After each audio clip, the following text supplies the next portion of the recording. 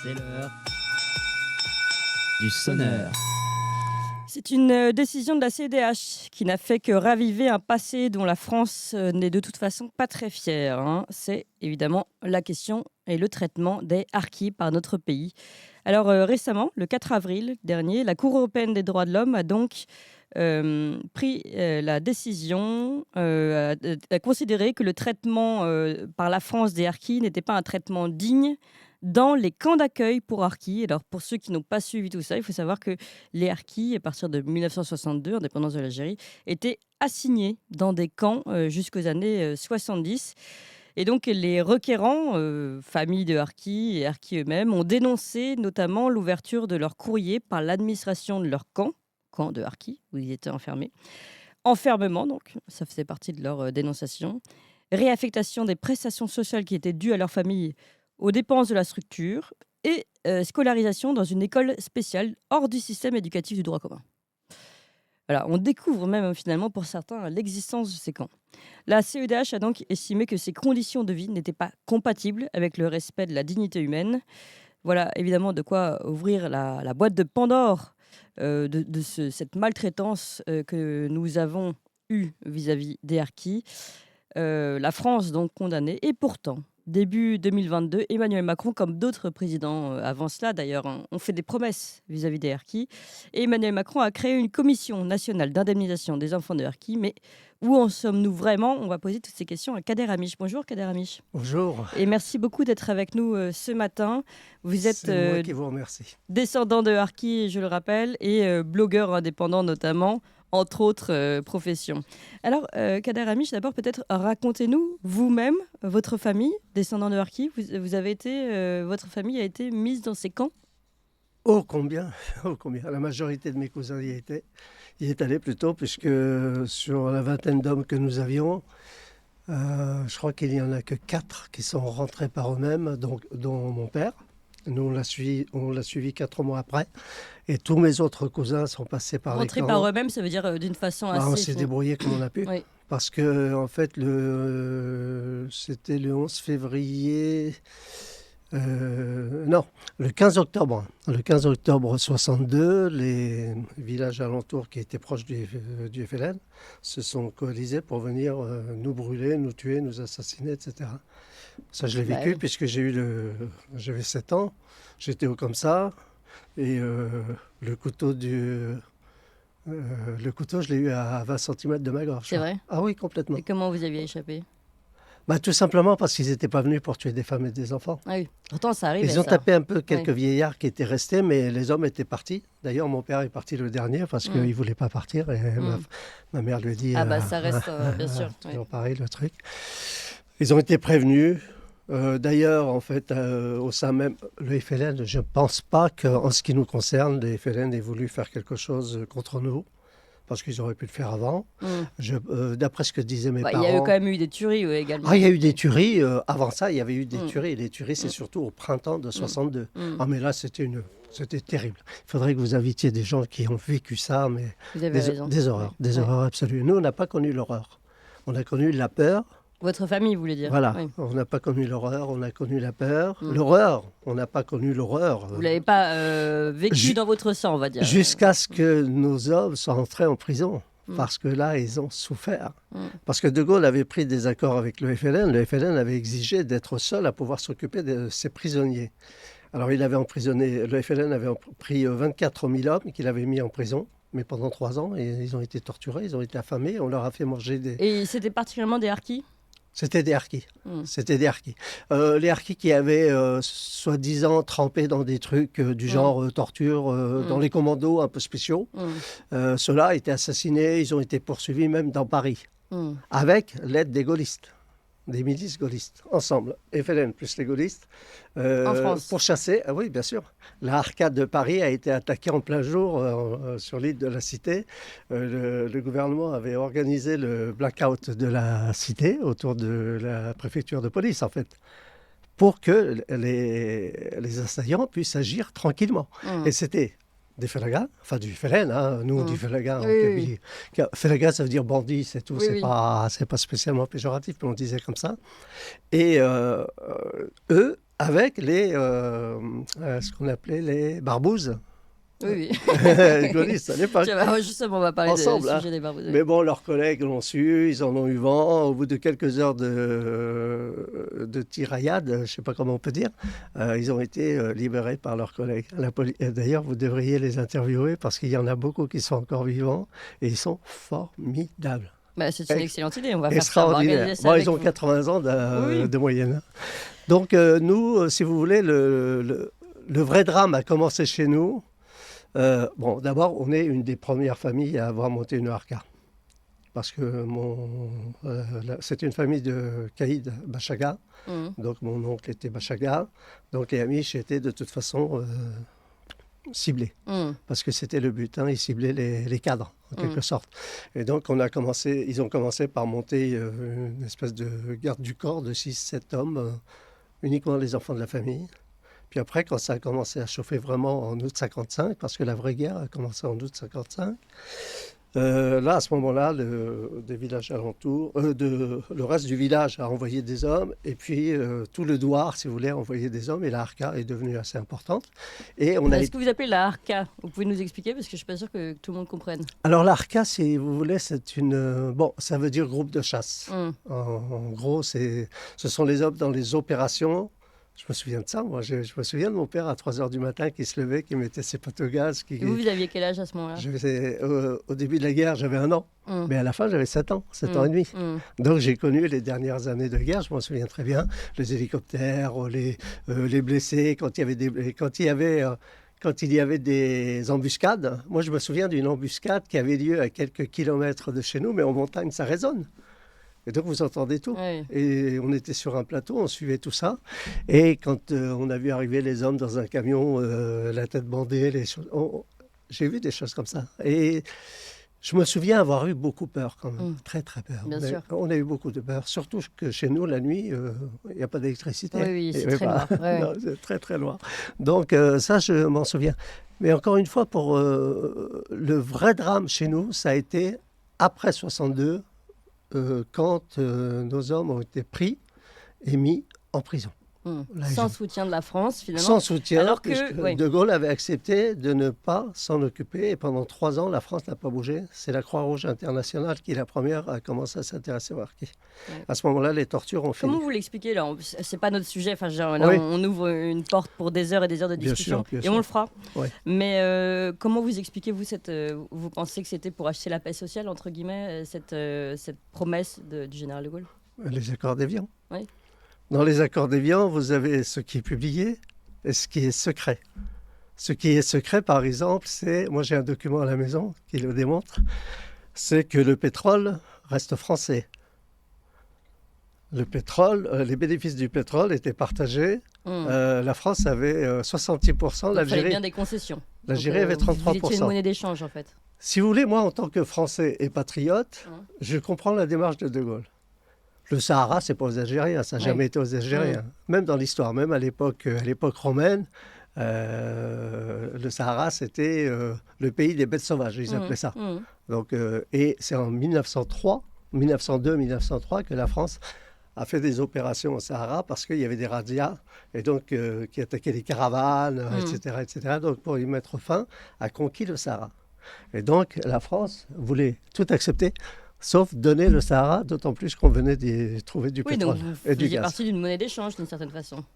On laisse les harkis au FLN et en échange... Complètement. Complètement. Et vous savez pourquoi? Est-ce que vous devinez pourquoi? Parce que ça, la vérité, ça ne les intéressait pas forcément de vous récupérer. Non, la vérité, c'est que les harkis étaient 4 ou 5 fois plus nombreux que les Falagas. Ah oui.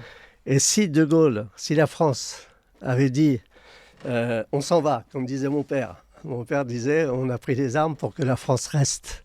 Donc moi je retourne la phrase. Pardon. Si De Gaulle avait dit au FLN, bon vous prenez l'Algérie, vous démerdez, puis on n'en parle plus, nous on s'en va, l'Algérie n'aurait jamais été au FLN.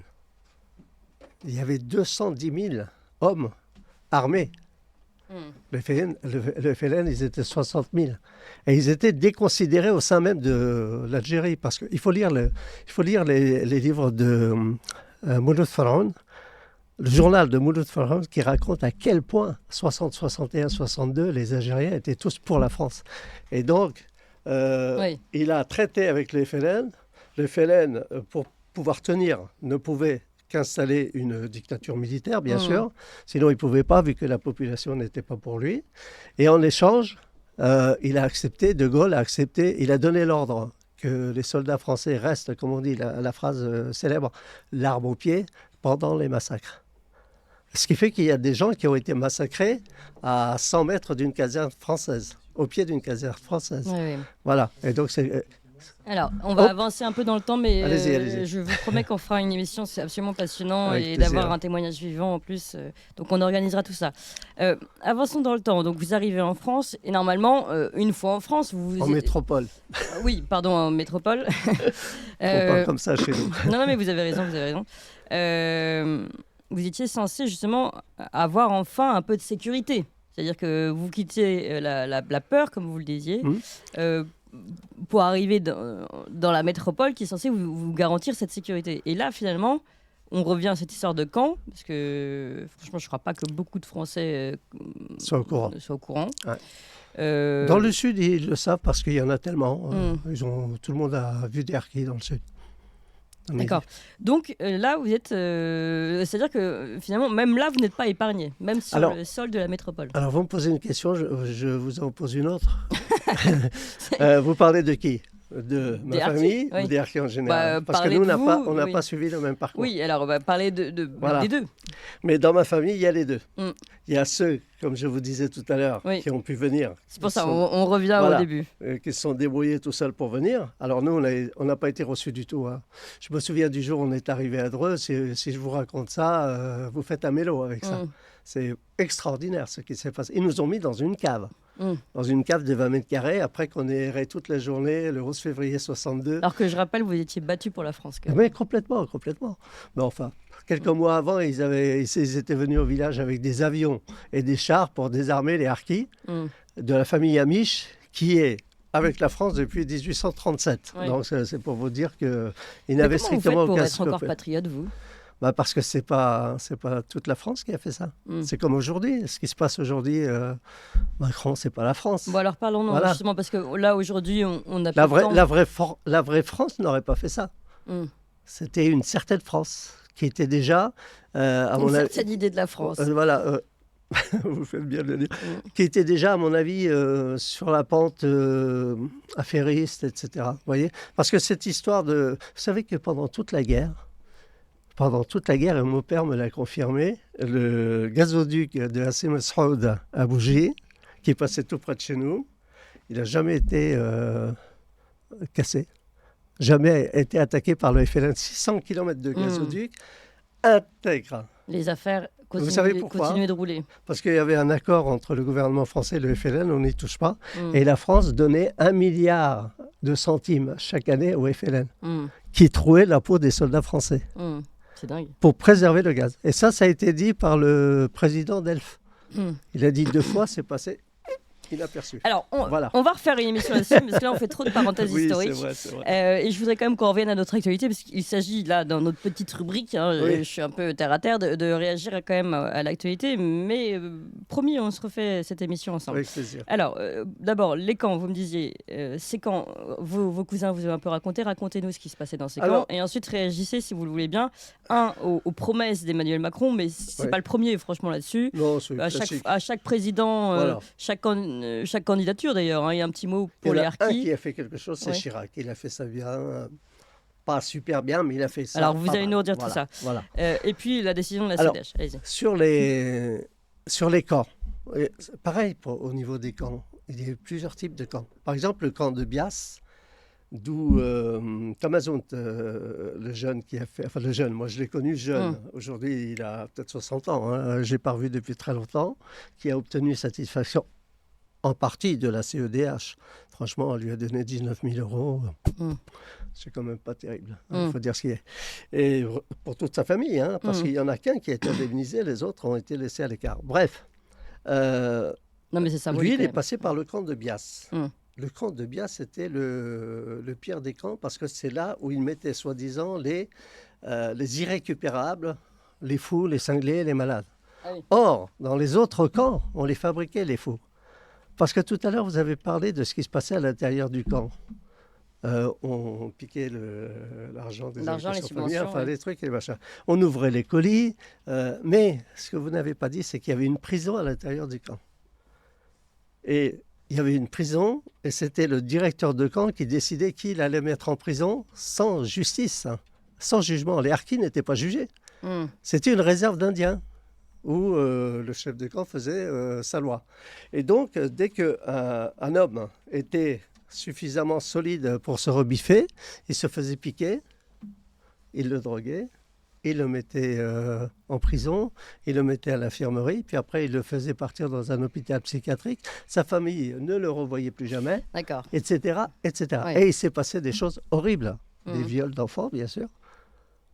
Des vols d'enfants. Hmm. Des femmes qui allaient accoucher, qui étaient en pleine forme et qui revenaient sans les gosses. Et il y avait une moyenne de 5 fois plus de mortalité infantile que chez les autres. En réalité, on a découvert que ce n'était pas de la mortalité infantile, c'était des enfants qui étaient enlevés pour être donnés à des familles sans enfants. Et oui, il y a ça. Il y a ça, on n'en a jamais parlé. Oui. Mais quant à mes cousins, ils étaient au camp d'Arfons. D'ailleurs, je vais régulièrement, chaque année, je fais un tour, je monte Alors, là-haut. je suis désolée, mais rapidement, Pardon. parce qu'on a notre invité suivant Alors- qui attend déjà. D'accord. Alors, ce qui se passait, les pires des camps, donc c'était Bias et c'était Saint-Maurice-et-l'Ardoise. Mm. Ces deux camps ont été fermés en 75-76, mais ce sont les camps où les gens sont restés le plus longtemps, comment dire, et les gens qui étaient là-dedans, c'était essentiellement des femmes et des enfants et des vieillards, Hmm. dont les hommes étaient en prison. Et 4/5e, comme je vous l'ai dit tout à l'heure, 4/5e de ces hommes ne sont pas revenus. Oui. Donc, eux sont restés très, très, très longtemps Oui. dans les camps. Oui. Voilà. Et bon, vous avez dit au début comment ça se passait. Oui.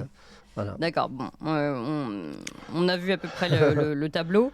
Alors, juste concernant les promesses d'Emmanuel Macron, le fait qu'il ait créé, lui, cette commission nationale d'indemnisation des enfants de harkis, est-ce que c'était une bonne chose? Est-ce que finalement c'est concret? Est-ce que ça a fait avancer les choses ou pas?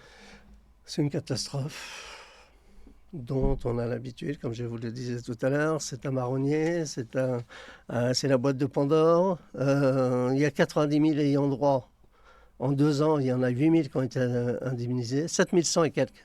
7 100 à qui on a donné quelque chose. On leur a donné 8 000 euros chacun. Ça a été fait de manière complètement arbitraire. D'ailleurs, j'ai rencontré le secrétaire général, le 27 mars dernier, le secrétaire général de la commission qui l'a reconnu, qui a dit nous, on assume parfaitement qu'il y ait des gens qui passent au travers. Hmm. Parce que ça a été décidé. Voilà. Il n'y a pas d'enfants de harkis dans la commission. Oui, c'est ce que vous nous Voilà. expliquiez. Ouais. Il y a une Tunisienne et une Marocaine, mais il n'y a pas d'enfants de Et harkis. Jeannette Bougrabe. Jeannette Bougrabe, elle n'y est pas en tant que fille de harki. D'ailleurs, elle ne s'est jamais revendiquée comme fille de harki. Hmm. Et quand vous dites Jeannette Bougrabe, c'est 1 million de harkis qui ont des boutons. Ouais. Donc, c'est pour vous donner une idée. Elle y est, soi-disant, au titre du Conseil d'État. Hmm. Donc, voilà. Mais à D'accord. mon avis, elle ne va pas y rester longtemps parce que, vu ce que j'ai dit au secrétaire général, ils vont revoir un peu leur copie. Kader Amiche, merci beaucoup d'être venu en studio ce matin.